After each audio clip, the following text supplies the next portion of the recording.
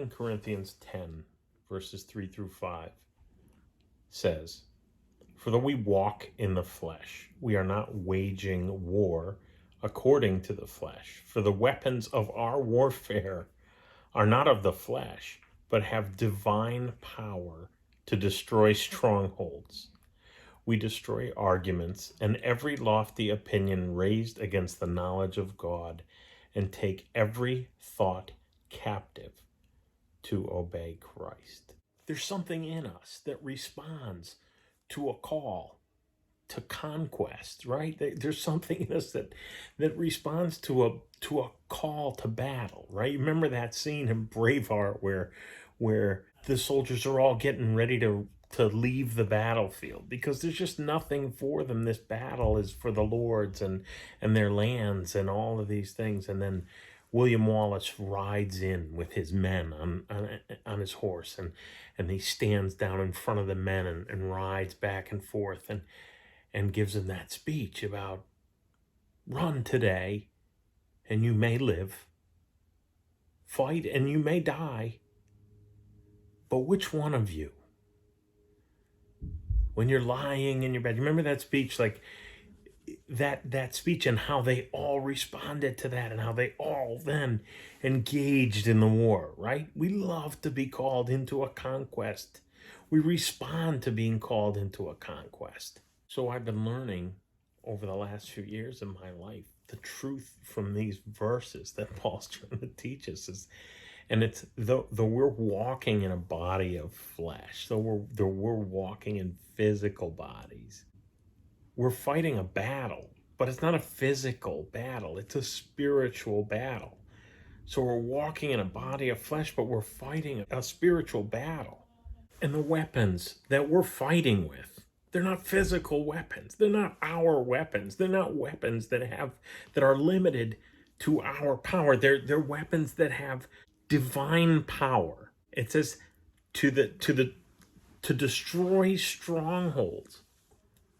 We have the power of God to take down the enemy's fortress.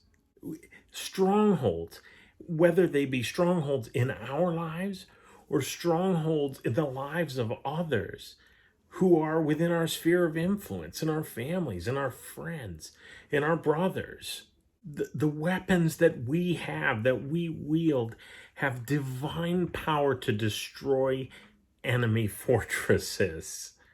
Verse 5 says we destroy arguments and every lofty opinion raised against the knowledge of God, and take every thought captive to obey Christ. We are engaged in a battle that takes place in our minds and in our hearts and in our spirit. It's a battle against pride. It's a battle against the ideas of a culture around us that shapes us in a way that's exploitive, that's completely oriented around what we can get out of something rather than what we can pour into something.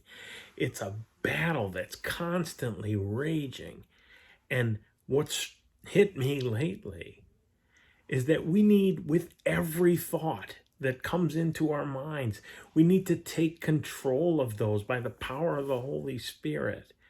And we need to take control of every decision that we make, and not make it according to our flesh and make it according to what's appealing to us, but to make it in a way that is obedient to Christ. Because every single decision that I make, every action that I take, moves me either towards God or away from God. Every single decision. And that's what I think this point is here, is that we need to take every thought captive, and that every decision we make in our lives, and that every consideration that we make needs to be taken control of and made with a conscious effort to obey Christ, to take every thought captive to obey Christ.